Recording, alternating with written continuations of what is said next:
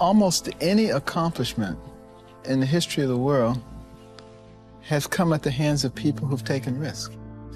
People who are willing to push the envelope. People who are willing to explore the unknown. And, you know, the key thing about taking risks is learning. You know, and if something doesn't work out, learn from it. And then you're able to move further. If you play it safe, that makes you stupid. Because if you don't take risks, you don't get smarter. You know, so you may know the answer, but you can't do anything. Because if you're going to be successful, you've got to take some risk. And when you take a risk, you make a mistake, and you might learn something, because we're supposed to learn from our mistakes. See, that's what life is. See, you've got to be willing to give it all up. Because the only way that you can grow, you've got to risk. The only way that you can become your best, you have got to risk. Sacrifice leads and gains follow. Don't look for any gains where there's been no sacrifice. Don't wake up and look for no gain. Don't look for your game to improve. Don't look for the record to improve. Without sacrifice, there are no gains. You're gonna fail. You're gonna fail 10 times, 100 times, maybe even 1,000 times. But that's okay. Failure isn't permanent. Falling isn't permanent. You get right back up and keep going. And this time, you're gonna be stronger, wiser, and you'll be more driven than ever. And for every 10 failures, you'll land one success. You have to love success so much that you're willing to fail 10 times before you can succeed once. That's how a winner does it. Here's something else. Want to create a greater sense of fulfillment? Challenge your fears. Challenge them. Look those fears in the face and take them on. Don't allow them to rule you. Decide that you're going to take some chances. And something else will take its place. If I quit, however, it will last forever. I dare you to take a little pain. I dare you. I dare you not to go home. Somebody said, I don't go home, I feel bad. Go through it. You ain't gonna die. At the end of pain is success. You've got to be willing to risk. If you're not willing to risk, you can't grow in life. Life has no power when you're not willing to risk.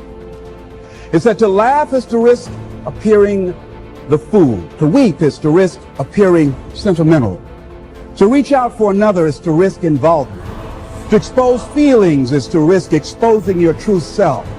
To place your ideas, your dreams before a crowd is to risk their loss. To love is to risk not being loved in return. To live is to risk dying. To hope is to risk despair.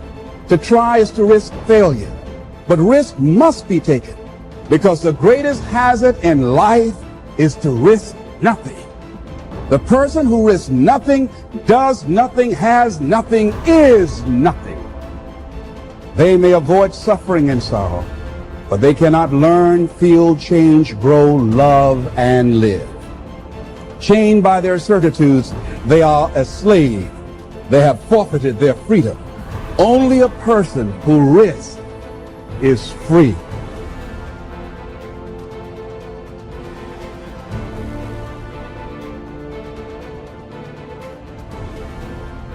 I don't know how many of you remember or recognize the name Howard Hill. Now, Howard Hill was a good Alabama boy. He was an archer. They say he was the best in the whole world. He entered 287 archery tournaments. He placed first 287 times. He was so good, he retired early because the other archers started to get unwilling to compete for second place. I've seen newsreels of Howard Hill where from 50 feet away, he had split an arrow dead center in the bullseye. Then he would take the next arrow and split the first one. He killed a Cape buffalo with a bow and arrow, the most difficult game animal alive to bring down. He killed a Bengal tiger. He killed a 15-foot shark in under 18 feet of water. or was it an 18-foot shark under 15 feet of water? Well, it was a great big one in his way down there. I do know that. He was a good one, there's no question. So now let me emphasize a point. I've never shot the bow and arrow professionally, but I'm an instructor extraordinary. I'm not certain, but I think that's French, which means I'm really good at it. As a matter of fact, let me tell you just how good I am as a teacher. If I could spend 30 minutes with any man or woman who will ever view this, providing your eyesight is good and your health is normal, at the end of 30 minutes, I would have you hitting the bullseye more consistently than Howard Hill could hit it on the best day he ever had. Sound like I'm bragging, but I'm not.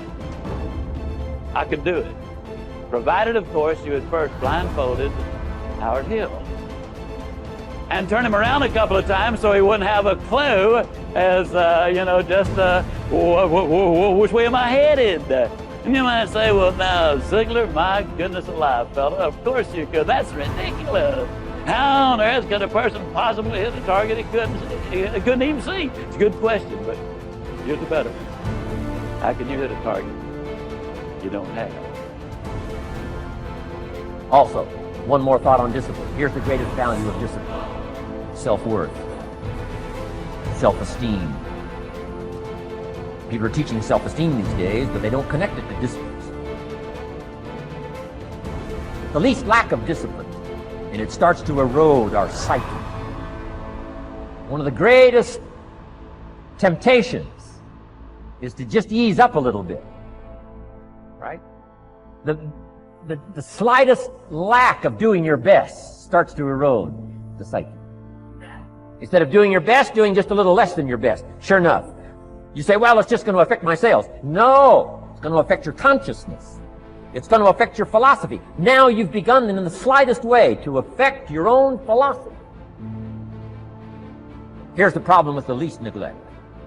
Neglect starts as an infection. And if you don't take care of it, it becomes a disease. And one neglect leads to another. And the worst of all, when neglect starts, it diminishes our self-worth, our self-confidence, our self-value. You say, well, how can I get back my self-respect? I'm telling you, you don't have to go to 29 classes. All you have to do is start the smallest discipline that now corresponds to your own philosophy, like I should, and I could, and I will.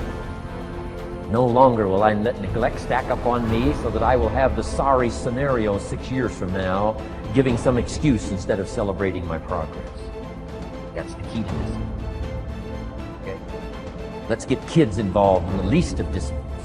One more, and then one more, and then another one, and then another one, and then some more. And the first thing you know, you're starting to weave the tapestry of a disciplined life into which you can pour more wisdom and more attitude and more strong feeling, more faith and more courage.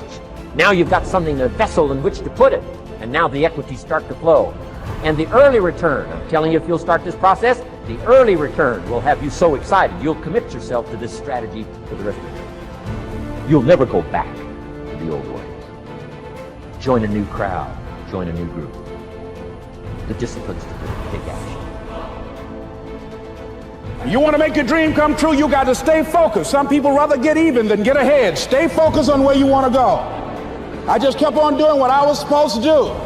And so I was driving to the radio station. My opponent had over $20,000. I had less than $800. As I was in the radio station, the guy said, "You're going to make a commercial?" I said, "Yes." He said, "It better be a good one because that money can't go pretty far here." And I sat there in the middle control room and I was thinking, and here's what happens when you get still. Stuff will start coming. Something said, "Call your mama." You used to talk about your mother on the air all the time. Ask her to say a few words for you. That'll be a different kind of political spot. So I called my mama, and I had a gospel record playing in the background. And then I had my mother say, "Hello, this is Mrs. Mamie Brown. When I raised my sons, I raised them to be good children. When they got out of hand, I beat their behind and made them go right. Please vote for my son. He's a good boy." Usually in the state representative race, maybe 3,000 or 4,000 people will come out to vote in a primary. In that primary race, over 27,000 people came out and voted and said, I'm voting for Les Brown because his mama said he's a good boy. I won, ladies and gentlemen. I won.